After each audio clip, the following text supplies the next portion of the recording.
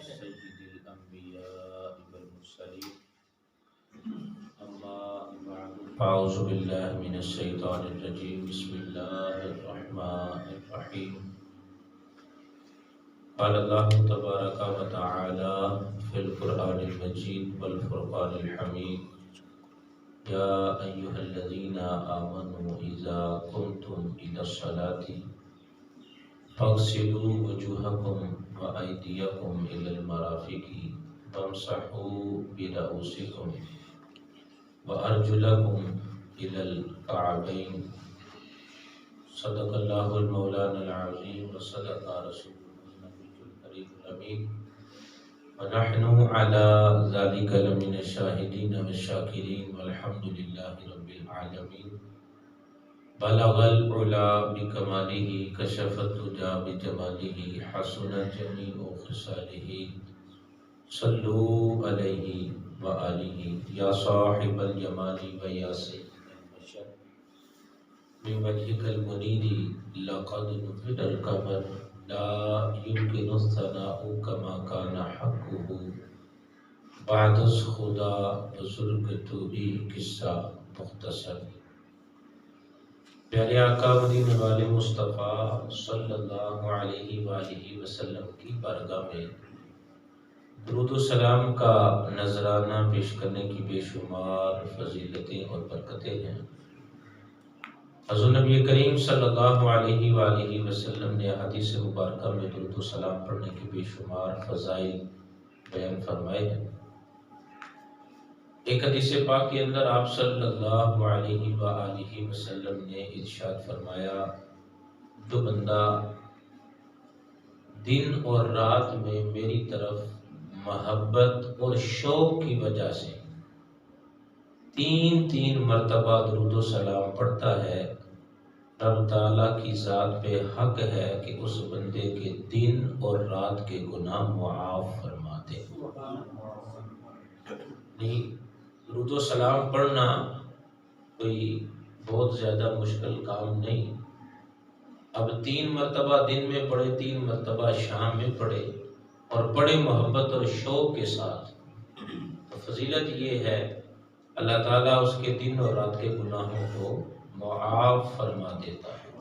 اس لیے ہمیں چاہیے کہ ہم حضور نبی کریم صلی اللہ علیہ وآلہ وسلم کی ذات پر درود و سلام کو اپنا وظیفہ بنائیں اور اس کی برکتیں حاصل کریں. حصول برکت کے لیے سارے مل کر بلند آواز سے پڑھ لیجیے الصلاۃ والسلام علیک یا رسول اللہ وعلی آلک واصحابک یا حبیب اللہ الصلاۃ والسلام علیک یا سیدی یا نبی اللہ وعلی آلک واصحابک یا نور اللہ.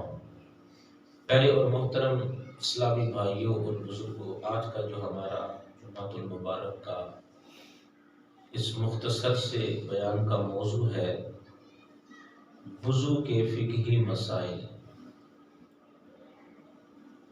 وضو نماز کے لیے ضروری ہے، نماز کی چابی ہے.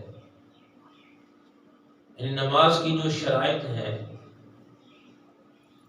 6 شرطیں، ان میں سے پہلی جو شرط ہے طہارت. نمازی کا بدن پاک ہو، جس جگہ نماز ادا کر رہا ہے وہ جگہ پاک ہو، اس کے کپڑے پاک ہوں.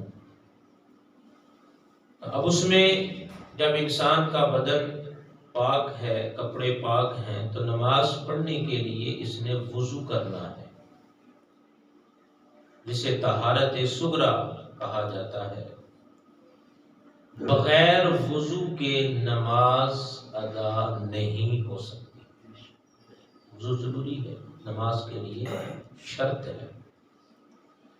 اگر کوئی بندہ جان بوجھ کر اور معاذ اللہ نماز کی اہانت کی نیت سے بغیر وضو کے نماز پڑھتا ہے، یعنی اس کے معاذ اللہ ذہن میں یہ ہے کہ نماز کوئی اتنا بڑا کام نہیں کہ اس کے لیے وضو کرو، بس ٹھیک ہے نماز پڑھنی ہے پڑھ دو. تو نماز کی اہانت اور توہین کی نیت سے اگر کوئی بغیر وضو کے پڑھے گا وہ بندہ دائرہ اسلام سے خارج ہو جائے. کیونکہ وہ نماز کی توہین کر رہا ہے۔ تو لہٰذا وضو کرنا یہ نماز کے لیے ضروری ہے۔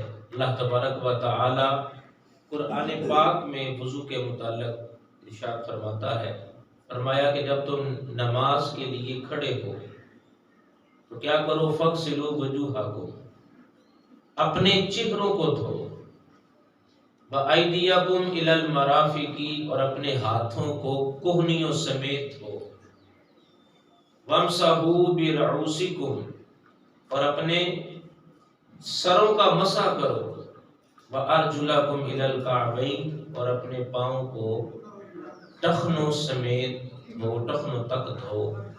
یہ وضو کے فرائض کو خالق کائنات نے بیان فرمایا۔ اب وضو کرنا ایک بندے کے لیے جہاں نماز کی ادائیگی کے لیے ضروری ہے، وہیں پر اللہ تبارک و تعالی نے وضو کرنے پر ثواب بھی رکھا ہے۔ اگر بندہ وضو کرتا ہے تو جہاں اس کے لیے نماز ادا کرنا جائز ہو جائے گا، نماز یہ پڑھ سکتا ہے، تو وضو کرنے پر اللہ اسے ثواب بھی عطا فرماتا ہے۔ یہ رب کا کرم ہے، یہ اس کا فضل اور اس کی عطا ہے۔ وہ جس کام کا ہمیں حکم دے تو ایک بندہ ہونے کے ناطے، اس کی مخلوق ہونے کے ناطے ہماری وہ ذمہ داری ہے کہ ہم اسے پورا کریں، اور وہ اس پر ثواب نہ دے اس کی مرضی، لیکن وہ اتنا کریم ہے، اتنا رحیم ہے، فضل کرنے والا ہے، احسان کرنے والا ہے کہ بندہ جب اس کے احکامات کو بجا لاتا ہے، فرائض کو پورا کرتا ہے، واجبات پہ عمل کرتا ہے، تو ایک تو بندے کی ڈیوٹی بھی پوری ہوتی ہے، دوسرا بندے کو رب اجر بھی عطا فرماتا ہے۔ حدیث پاک کے اندر ارشاد فرمایا، جو بندہ وضو کرتا ہے تو جب ہاتھ دھوتا ہے تو ہاتھوں کے گناہ دھل کر صاف ہو جاتے ہیں، جب چہرہ دھوتا ہے تو چہرے کے گناہ نکل جاتے ہیں، جب سر کا مسح کرتا ہے تو سر کے گناہوں سے پاک ہو جاتا ہے، اور جب قدم دھوتا ہے تو قدموں کے جو گناہ ہیں رب اس سے بندے کو پاک فرما دیتا ہے۔ ذرا غور کیجیے۔ اور جو بندہ وضو کرنے والا ہے اسے یہ نیت اور یہ ارادہ رکھنا چاہیے، اور رب کے فضل سے امید رکھنی چاہیے کہ میں اپنے جس عضو کو دھو رہا ہوں، مثال کے طور پر وہ کلی کرتا ہے، ہاتھ دھوتا ہے، ناک میں پانی ڈالتا ہے، سر کا مسح کر رہا ہے، کانوں کا مسح کرتا ہے، پاؤں کو دھوتا ہے، تو وضو کے اندر جس چیز کو دھو رہا ہے، مسح کر رہا ہے، اس کے جسم کے اس حصے کے گناہ رب تعالیٰ معاف فرما دیتا ہے، اور وضو کے پانی کی برکت سے وہ گناہ دھل جاتے ہیں۔ حدیث پاک کے اندر حضرت انس رضی اللہ تعالیٰ عنہ سے مروی، آپ علیہ الصلوۃ والسلام نے ارشاد فرمایا، اے بیٹے اگر تم سے ہو سکے تو باوضو رہا کرو، اگر تم سے ہو سکے تو باوضو رہا کرو، اس لیے کہ جو بندہ اس حالت میں دنیا سے گیا کہ اس کا وضو تھا، اللہ تعالیٰ اسے شہادت کا درجہ عطا فرماتا ہے۔ اس لیے ہمیں کوشش کرنی چاہیے کہ ہم اپنا وضو بچا کے رکھیں۔ ایک نمازی شخص جو ہے اس کے لیے باوضو رہنا کوئی مشکل نہیں، وہ ظہر کی نماز ادا کرے گا تو عصر تک وضو بچا کے رکھنا ممکن ہے، عصر سے مغرب اور مغرب سے عشاء تک۔ مین جو ایک ٹائم ہے وہ ہے فجر سے لے کر ظہر تک، اس کے اندر ٹائم زیادہ ہوتا ہے، تو اس میں بھی اگر ایک آدھ بار وضو کر لے تو اس کا پورا دن وضو کی حالت میں گزر سکتا ہے۔ اب آپ ذرا غور کیجئے، جس بندے نے فجر کی نماز ادا کی اس کے بعد اس کا وضو رہا، ظہر تک باوضو رہتا ہے، ظہر سے لے کر پر عشاء تک نمازوں کے لیے وضو کرتا رہتا ہے، تو اب اگر دن کے وقت اسے موت آئے، حالت وضو میں آئے گی، اور جو حالت وضو میں دنیا سے جائے گا رب اسے شہید کا درجہ عطا فرمائے۔ اب نماز عشاء ادا کرے، اگر تو وضو ٹھیک ہے تو اسی حالت میں سونا چاہتا ہے تو سو جائے، لیکن اگر رات کو لیٹ سوتا ہے تو سونے سے پہلے وضو کر لے۔ اب حالت وضو میں سوئے گا، اب صبح اٹھنے تک یوں سمجھ لیں وہ وضو کرنے والے کے حکم میں ہے۔ اب اگر رات کے وقت اسے موت آتی ہے تو یہ بھی اسی حالت میں آئی کہ یہ بندہ وضو سے ہے، اور خاص طور پر جو بندہ وضو کے ساتھ سوتا ہے اس کے لیے حدیث پاک میں آپ علیہ الصلوۃ والسلام نے ارشاد فرمایا، جو بندہ وضو کی حالت میں سوتا ہے وہ اس بندے کی طرح ہے جو دن میں روزہ رکھتا ہے اور اللہ تعالیٰ کی عبادت کرتا ہے۔ ایک بندہ دن میں روزہ رکھے اور پھر روزے کے ساتھ رب کی عبادت کرے، اسے کتنا اجر و ثواب ملتا ہے۔ تو فرمایا جو حالت وضو میں سوئے گا، وضو کے ساتھ سوئے گا، تو جو روزہ رکھ کر عبادت کرنے والے کو ثواب ملتا ہے، اللہ وہی ثواب وضو کی حالت میں سونے والے کو عطا فرماتا ہے۔ پہلے محترم اسلامی بھائیو، وضو کے حوالے سے مختصر طریقہ میں آپ کی بارگاہ میں عرض کرتا ہوں۔ نماز کے لیے وضو کرنا یہ شرط ہے، ضروری ہے۔ اب اس کا طریقہ کیا ہے؟ طریقہ کار یہ ہے کہ قبلہ کی طرف منہ کر کے اونچی جگہ پہ بیٹھنا یہ مستحب ہے۔ قبلہ کی طرف منہ ہو، اونچی جگہ پہ بیٹھے، یہ مستحب ہے۔ یعنی کر لے تو اچھا ہے، ثواب پائے گا، لیکن اگر ایسا نہ ہو تو اس بندے پہ کوئی گناہ نہیں ہے۔ وضو کے لیے نیت کرے۔ نیت کیا کرنی ہے کہ میں اللہ تعالیٰ کے حکم کی بجا آوری کے لیے اور نماز پڑھنے کے لیے وضو کر رہا ہوں۔ وضو کے لیے نیت کرنا یہ سنت ہے۔ بعض اوقات ہم نماز پڑھنے کے لیے وضو کرتے ہیں لیکن ہم نیت نہیں کرتے، یعنی ہماری ایک عادت بنی ہے، دیکھا نماز کا ٹائم ہو گیا، اٹھے اور وضو کر لیا، تو وضو تو ہو جائے گا، لیکن اگر نیت کریں گے تو کیا ہوگا؟ ایک سنت کا ثواب بھی ساتھ میں ملے گا۔ وضو کے لیے نیت کرنا یہ سنت ہے، اور بہتر یہ ہے کہ وضو کرنے سے پہلے بسم اللہ شریف پڑھ لیں۔ بسم اللہ شریف پڑھے، بلکہ علماء فرماتے ہیں بسم اللہ والحمد للہ یہ پڑھے، اس لیے کہ جب یہ پڑھ کر وضو کرے گا، جب تک اس بندے کا وضو رہے گا، اس بندے کے نامہ اعمال میں فرشتے نیکیاں لکھتے رہیں گے۔ تو وضو کرنے کے لیے جب بیٹھے اونچی جگہ پہ نیت کرے، پھر بسم اللہ والحمد للہ پڑھ لے، بسم اللہ الرحمن الرحیم پڑھ لے، دونوں پڑھ لے۔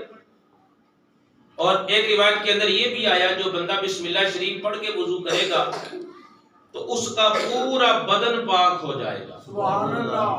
اور جو بسم اللہ کے بغیر وضو کرے گا تو جن جن اعضاء کو وضو کے اندر دھویا صرف وہ پاک ہوں گے، پورا بدن پاک نہیں ہوگا۔ پورے بدن کے پاک ہونے کا مطلب ویسے تو وہ پاک ہی ہے، ظاہری بات ہے بدن پاک ہے اس لیے تو نماز پڑھ رہا ہے، مطلب یہ ہے ان اعضاء کو خاص فیضان حاصل ہوتا ہے، برکت نصیب ہوتی ہے اور نورانیت نصیب ہوتی ہے۔ اور اگر بسم اللہ شریف پڑھ کے وضو کرے گا تو اللہ تعالیٰ یہ نور کا فیضان اس کے پورے بدن میں عطا فرمائے گا۔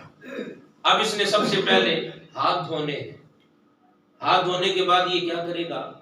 کلی کرے گا، اور ہاتھ دھونے کے دوران اگر ہو سکے تو پھر انگلیوں کا خلال بھی کرنا ہے، خلال کرنا سنت ہے۔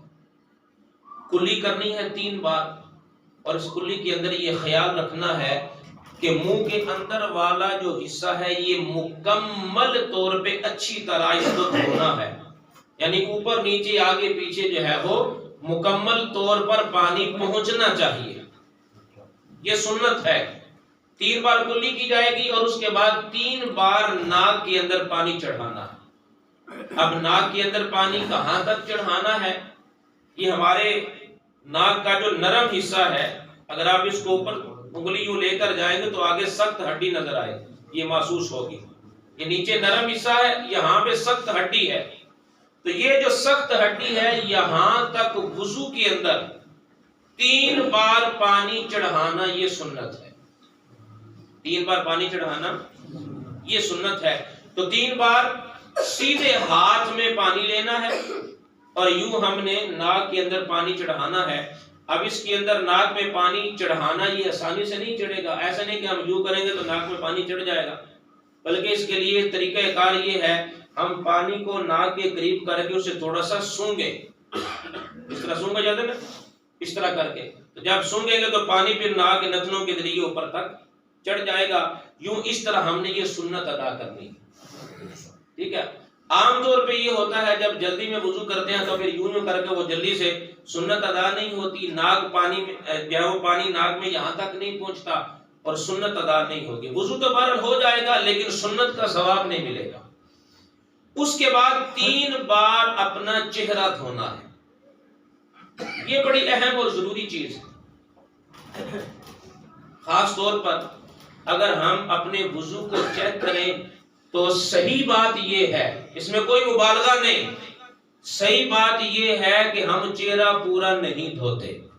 یہ بات یاد رکھیں، اگر چہرہ مکمل نہ دھلا، وضو کے اندر چہرہ دھونا یہ فرض ہے، اگر چہرہ نہیں دھلے گا ہماری نماز نہیں ہوگی. چہرہ کسے کہتے ہیں؟ عام طور پر جہاں سے بال اگنا شروع ہوتے ہیں یہاں سے لے کر تھوڑی کے نیچے تک، اور ایک کان کی لو سے دوسرے کان کی لو، یہ جو مکمل حصہ ہے اسے چہرہ کہا جاتا ہے. اب وضو کے اندر اس کا ایک ایک حصہ دھونا یہ فرض ہے. اب جلدی جلدی اگر منہ پہ یوں چھینٹے مار کے ہم نکل آئے ہمارا چہرہ پورا نہیں دھلے گا. اور خاص طور پر یہ والا جو حصہ ہے یہاں تو پانی پہنچے گا ہی. تو لہٰذا بڑی احتیاط کے ساتھ، بڑی فکر کے ساتھ ہم نے یہ طریقہ اپنانا ہے کہ ہمارا وضو مکمل ہو. اور جن لوگوں کی داڑھی ہے، داڑھی شریف ہے، اللہ تبارک و تعالیٰ سب کو توفیق عطا فرمائے، تو انہوں نے اپنی داڑھی شریف کے جو بال ہیں انہیں بھی دھونا ہے. اب 200 طریقے ہیں. اگر تو داڑھی شریف گھنی ہے یعنی بال زیادہ ہیں، ان کے لیے کیا ہے کہ انہوں نے جو اوپر والے بال ہیں جو اس جگہ پہ ہیں انہیں دھونا ہے. نیچے کھال کا دھونا ان کے لیے ضروری نہیں ہے. اور اگر داڑھی شریف اتنی گھنی نہیں ہے، بال پتلے ہیں، کم ہیں، تو پھر ان کے لیے بھی ضروری ہے کہ نیچے جو کھال والا جو چہرے کا یہ والا حصہ ہے اسے بھی پانی کے ساتھ دھونا ہے. یہ ان کے لیے فرض ہے، ضروری ہے. تو پیارے محترم اسلامی بھائیوں، اسی طرح یوں چھینٹے مارنے سے منہ نہیں دھلے گا، بلکہ یہاں یہ پورا جو حصہ ہے ہر حصے پہ پانی بہہ جائے، کم از کم 2 قطرے، یہ ضروری ہے. اگر ایسا نہیں ہوگا تو ہمارا چہرہ نہیں دھلے گا، وضو کا فرض ادا نہیں ہوگا اور نماز نہیں ہوگی. اور پھر جن کی داڑھی شریف ہے تو ان کے لیے داڑھی شریف کا خلال کرنا یہ بھی سنت ہے. یوں گلے کی طرف سے ہاتھ بڑھا کر نیچے یوں نکالیں گے، یہ خلال کرنا ان کے لیے کیا ہے؟ سنت ہے. اس کے بعد باری آتی ہے ہاتھوں کو دھونا. اب ہاتھوں کو دھونے کا سنت طریقہ کیا ہے؟ ہاتھوں کو ہم نے جب دھونا شروع کرنا ہے تو کونیوں کی طرف سے نہیں کرنا، ہاتھوں کو ہم نے یوں انگلیوں کی طرف سے دھونا شروع کرنا. یہ سنت طریقہ ہے. یعنی اگر ہم نل پہ وضو کر رہے ہیں، ٹونٹی کے ذریعے وضو کر رہے ہیں، تو پہلے یہ نیچے والا یوں کر کے تو یوں دھوتے ہوئے لے کر آئے گے، ادھر سے دھوتے ہوئے نہیں لے کر جانا. تو 3 بار اسے دھویا جائے. یہ کونیاں ہیں تو کونیوں سمیت ہم نے یہاں تک دھونا ہے، اور اگر یہاں تک دھوئیں گے تو یہ مستحب ہے.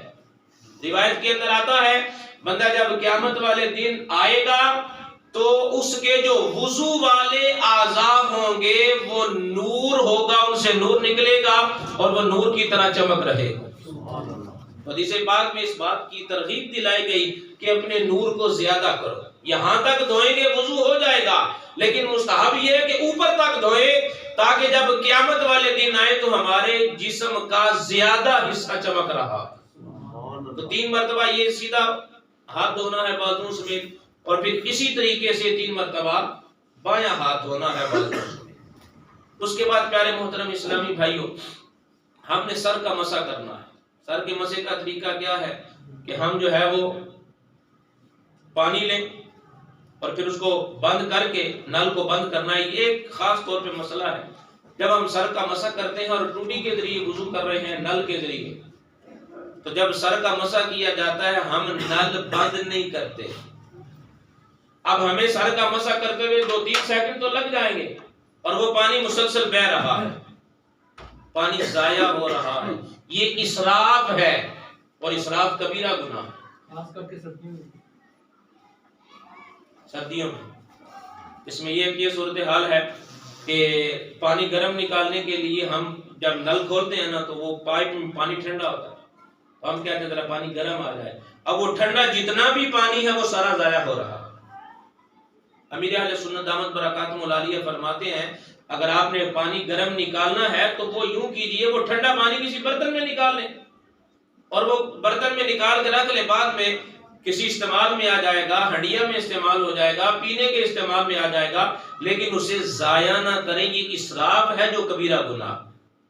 تو یوں سیدھے ہاتھ میں پانی لے کر نل بند کر کے ہم نے الٹے ہاتھ پہ ڈالنا ہے اور اس کے بعد اس انداز پہ یہ 3 انگلیاں ملا لینی ہیں, شہادت کی انگلی اور یہ انگوٹھا الگ الگ رہے گا, اور یوں ہم نے ان کو آپس میں ملا کر سر کے اس والے حصے سے جہاں سے عادتاً سر کے بال اگنا شروع ہوتے ہیں یہاں سے شروع کر کے ہم نے ان انگلیوں کے ذریعے یوں پیچھے لے کر جانا ہے.